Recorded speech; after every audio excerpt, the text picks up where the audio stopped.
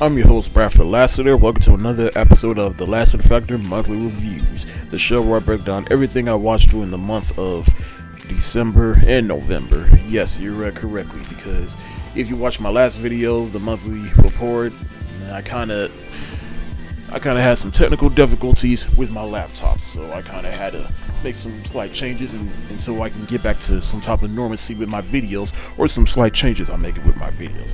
But for right now, this is not the review video I wanted to do, but I'm doing this via audio, so here we go. And thank you so much for your patience, and just bear with me.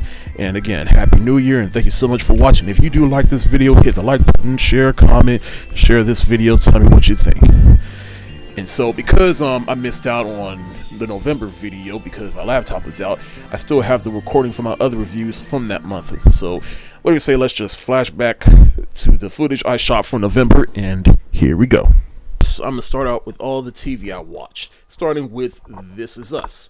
Now, in my last video, I said I watched the first episode, and then, well, the first two episodes, I should say, and then this month we got the next two episodes after that, which is episode 3 and 4, and I was a bit underwhelmed. I wasn't underwhelmed with the episodes. I was underwhelmed with the fact that this is all we get, and then we're gonna get more episodes in January of next year. But as for the episodes we did get, we're starting to see the trajectory of where this season is going. We started with Randall trying to find his identity as a black man. Kate and Toby, they're moving forward with adopting a new child. Kevin moving forward with his career, while at the same time everybody trying to adjust to the world of being in this fucking pandemic. And we even get to see the genesis of Kevin's football career via flashbacks. And now to the movies I watched during the month, starting with some anniversaries. Celebrating its 10-year anniversary, well, two movies that are actually celebrating its 10-year anniversary, its due date, in which we have Robert Downey Jr. playing a man that is trying to make it back home before the birth of his baby girl, but he gets kicked off a plane because of Zach Galifianakis, and so the two of them go on a road trip to head back to LA. Some hijinks happen and some annoyance happen, but revisiting this film, I gotta say, this is what I want to see Robert Downey Jr. do post Iron Man, because he is legitimately funny, and a lot of people forget that. This, like, I hope his agent revisits this movie, watches this, and then goes to Robert Downey Jr.'s house and wipes off whatever shitty script he has in front of Robert Downey Jr. and just replaces them with raunchy comedies and be like, no, this needs to be your career from here on out at post Iron Man. And of course, Zach Galifianakis, he's funny too. In fact, he was coming off of the first Hangover with this movie. I give due date the hard eyes emoji. Another movie celebrating its 10-year anniversary is the Tyler Perry film For Color Girls. Now, my personal history with not just this film, but for Tyler Perry, I have a love-hate relationship with Tyler Perry. He's made movies I've loved, movies that I thought were mediocre, and then he's made some movies that I thought were just downright terrible. But as for this movie, I'd say it's probably his most ambitious film. And this movie is based on a series of poems that got turned into a play back in the day. In fact, I remember when I was in college, I did a paper on the book. I'm not going to get too into the plots because there's just so many, but they're all intertwined with each other. And the performances are stellar, from Janet Jackson, Loretta Devine, Felicia Rashad, Thandie Newton, a young Tessa Thompson. I mean, if it was 2010, and if you told me that this girl right here, Tessa Thompson, you will see her in a Marvel movie in the not too distant future, I would have been like, yeah, okay. But it's just, wow, seeing Tessa Thompson come from humble beginnings. This movie can be a little melodramatic at times, but it's melodramatic in all the right ways, in my opinion. It is melodramatic via poems, and the way those poems work, and the meaning and layers of those poems. It's just heartbreaking, but yet mind-blowing that Tyler Perry was able to pull this off. As I said, this was his most ambitious film, and if you have any grievances towards Tyler Perry because of him as a filmmaker and the way he depicts the black experience, hey, I get you. But at the same time, I'd say this is probably his most ambitious film. And that is why I gave For Color Girls the hard eyes emoji. And now for two movies celebrating their 20th anniversary. One of them in which I really didn't get the chance to rewatch again, but I felt is worth mentioning, and that is Unbreakable, which is directed by M. Night Shyamalan and stars Bruce Willis and Samuel L. Jackson, which at its core it's a hidden superhero movie in which David Dunn, played by Bruce Willis, he is unbreakable, and Mr. Glass, played by Samuel Jackson, he is unbreakable. He has bones that just break easily. And M. Night Shyamalan at the height of his power. In fact, I remember I never saw this movie until last year before Glass came out. And when I watched this, I'm like, bro, this movie is good. Now, like I said, I didn't get a chance to rewatch it, but definitely worth mentioning. However, the movie I did watch that's celebrating its 20th anniversary that deserves a lot more credit than it gets, and that is Rugrats in Paris the movie, which is the sequel to the Rugrats movie and its follow-up, Rugrats Go Wild. But to me, Rugrats in Paris was always the best to me. Maybe it's because I had it on VHS and I used to watch all the time, but I feel like with this movie, it's like Nickelodeon movies or Nickelodeon Studios, whoever, pretty much said, no, we're not just going to make another shameless cash grab on a popular TV show. We're going to make a legit story about a boy that just wants a mommy. And I appreciated how real this movie gets. I gave Rugrats in Paris the hands up emoji. Yes, it's that good to me. And it's a heartfelt, touching story. And finally, for a 30-year anniversary, is a movie I've seen for the first time, and that is Mystery, which is starring James Caan and Kathy Bates. And Kathy Bates is batshit crazy in this movie. As a fan of James Caan, who is a writer in the movie, she breaks his legs, traps him on the road, and then just forces him to rewrite the whole manuscript of one of his books. And you actually feel sorry for the guy, because you just want him to get out of this situation, away from this crazy bitch. I'm going to give Misery the thumbs up emoji. And now for the other movies. It's an election year, and every election year is starting to become a tradition of mine, and that is Head of State, in which Chris Rock plays Mace Gilliam, an older man from DC, and he runs for president. And this movie is one of my favorite comedies of all time. It is funny as hell. And his brother, played by the late Bernie Mac, becomes his running mate, and they're taking this whole campaign in the White House by storm. Next up is The Tax Collector, which is a film made by David Ayer, who you may know directed Suicide Squad and a couple of other things, but he's mostly known just for that gangster feeling. And Shia LaBeouf, he was fine in the movie, but nothing spectacular. I give The Tax Collector the shoulder shrug emoji. Next up is Mighty Oak. Now, I'll be honest, the only reason I watched this movie is because the star of the film, Janelle Parrish, who is in my guilty pleasure show, Pretty Little Liars. But the movie is about a band in which the lead singer dies, and then the accident that he was in gets intertwined with this little boy who wasn't even born yet. They run into this little boy who's pretty much like their friend that died, and so they use him to bring the band back together, while at the same time letting him still be a kid. But Mighty Oak, I gave it the thumbs up emoji.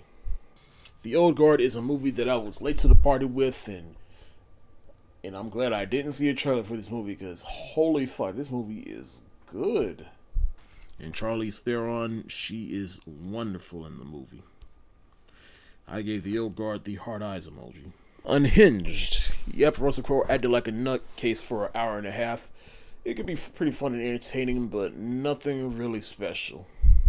So, that's why I gave Unhinged the thumbs up emoji, because at least it was fun to watch. Now, I did get HBO Max and watched a couple of things, but first and foremost, I watched The Fresh Prince reunion, and oh lord, between the fun, the tears, the camaraderie, The Fresh Prince is one of my favorite sitcoms of all time, and just watching this reunion, just all the love and admiration and nostalgia just came to me, and just seeing all the love that this family has for each other just felt right at home. And then Janet Hubert reuniting with the cast and hugging the other Aunt Viv, just for a moment it felt like there was world peace and all is right with the world. I gave The Fresh Prince reunion the hard eyes emoji.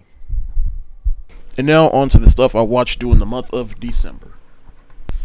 The Holiday is a movie I watched on Netflix in which we have these two couples, one of them played by Emma Roberts, and she's just tired of everybody hoping that she finds a man to be around the holidays with, so she just finds somebody to step in with her and be her holiday, if you will. But anyways, it's a funny concept and a relatable one at best. I will say that Emma Roberts, if you're gonna get anybody to bring this premise to life, Emma Roberts is definitely one of those people, and it's a funny movie. It's pretty typical and generic in some parts, but still a fun watch to me. I'm gonna give The Holiday the thumbs up emoji.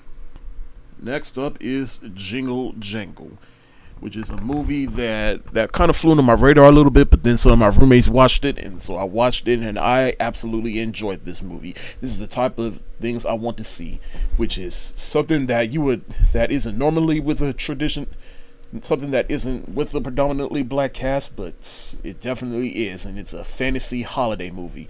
This is definitely something I wanted to see, in which we have our main girl. She and her mother are estranged from their grandfather, played by Forrest Whitaker, and he is also an inventor, but he got screwed in the past, and so she tries to bring not only Christmas back in his heart, but hope back in his heart, and they all come out together. And just from the music, the dancing, the spectacle of this movie, I absolutely love it. And just absolutely great performances all around from Forrest Whitaker, Anika Rose Robertson, Keegan-Michael Key, Felicia Rashad, even the little girl in this movie. She was fantastic. I gave Jingle Jangle the thumbs up emoji. Next up is Happiest Season, which is a movie I watched on Hulu, and I absolutely love this movie. This is definitely something that the LGBTQ community needed, in which we have this lesbian couple. One of them is out to the world, but the other one isn't, and she isn't out to her parents, and so they spend the holiday season hiding the fact that she is a lesbian, while her girlfriend, played by Kirsten Stewart, is trying to hide the fact that she is a lesbian. And throughout the weekend, she is just dealing with BS after BS while trying to convince her girlfriend, played by Mackenzie Davis, to come out to her parents. In hindsight, yeah, this does kind of seem like Meet the Parents, but with a lesbian couple. But I'm telling you, this movie was not only funny, it was enjoyable, and it's definitely relatable for a lot of people, I would say. I gave Happiest Season the hard eyes emoji. On the Record is a documentary I watched on HBO Max, in which we have this woman named Drew Dixon. She was a producer for Def Jam Records that worked under Russell Simmons. But she reveals in this documentary that she was sexually assaulted by Russell Simmons, as well as a couple of other women. Now, how I feel about Russell Simmons personally, I'm still trying to process that, but what he did is definitely unforgivable.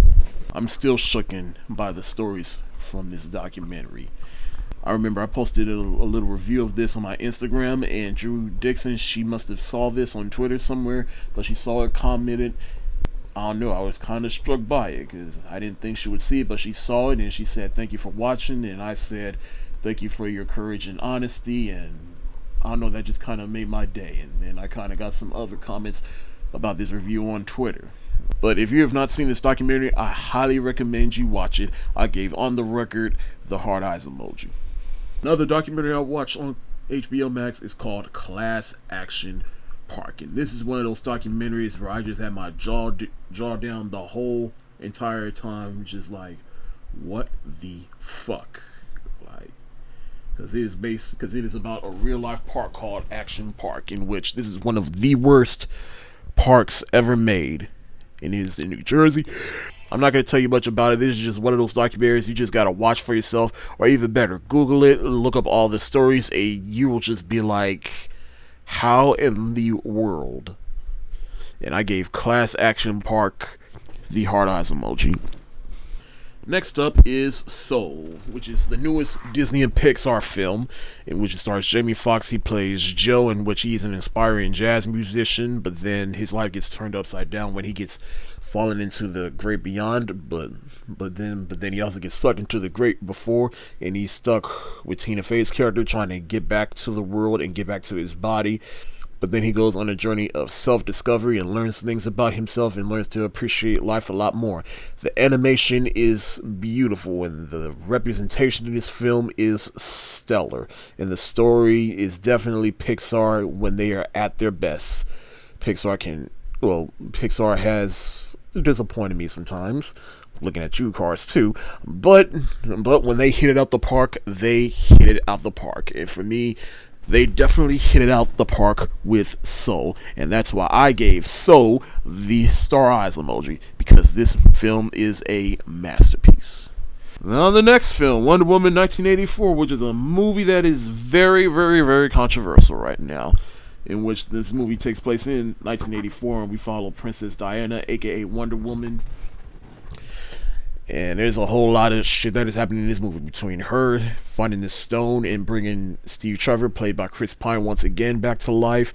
And then you have Pedro Pascal's character. He wants the stone for himself so he can grant as many wishes as he wants to his benefit. Then you have Kristen Wiig, who uses the stone to become beautiful and confident, and then become an apex predator, aka Cheetah.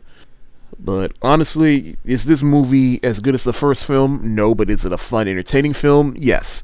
And I kind of got that vibe from the moment we saw her in the beginning at the shopping mall kicking ass. And I already knew what kind of movie I was in for. In fact, I got Superman from the 70s type vibe from this movie. I already knew what I was getting into. And I would, now, as Pedro Pascal said in the movie, life is good, but it can be better. And that's how I feel about Wonder Woman 1984. And that's why I gave it the thumbs up emoji. Next up is Ma Rainey's Black Bottom. And a little history for me, this movie is based on a play by August Wilson. And I actually did a scene from this play back in theater arts class in high school, which I played the stuttering one. And now watching this movie, I'm like, that motherfucker. But anyways, Ma Rainey's Black Bottom is based on the life of Ma Rainey, in which she's getting her career off the ground. And then you also have Chadewick Boseman's character and his last performance before his untimely death. And the majority of this movie is just them in two different locations trying to record a song, and then we learn some things about each different character. Honestly, my only gripe about this movie is it's just the fact that it is based on a play, so they use that as an excuse to shoot it as if it's a play. So it's very dialogue heavy, which kind of took me out of the movie at times. But still, this is definitely a movie worth watching just for the performances alone, particularly Chadewick Boseman. And just from this movie alone, you could tell he had a lot more to give, and if he just had more time, just Lord Jesus, R.I.P. Chadewick Boseman. And Viola Davis, this is probably her second best performance in my opinion. I gave Ma Rainey's Black Bottom the thumbs up emoji. And for some TV, The Mandalorian Season 2, I finally watched all of that, and I could go through episode, but I'm going to just say I love how each director for each episode brought their own little thing to it, particularly Dave Filoni with the Ahsoka episode, in which we saw Rosario Dawson playing the role of Ahsoka, and now I can't wait for her own show, and that was probably the most beautifully shot episode. But the show as a whole, we see Mando with Baby Yoda, who is now called Grogu, as he goes on a journey to help him find other Jedi so that they could train Baby Yoda. There I go. I'm not calling him Grogu, I'm sorry.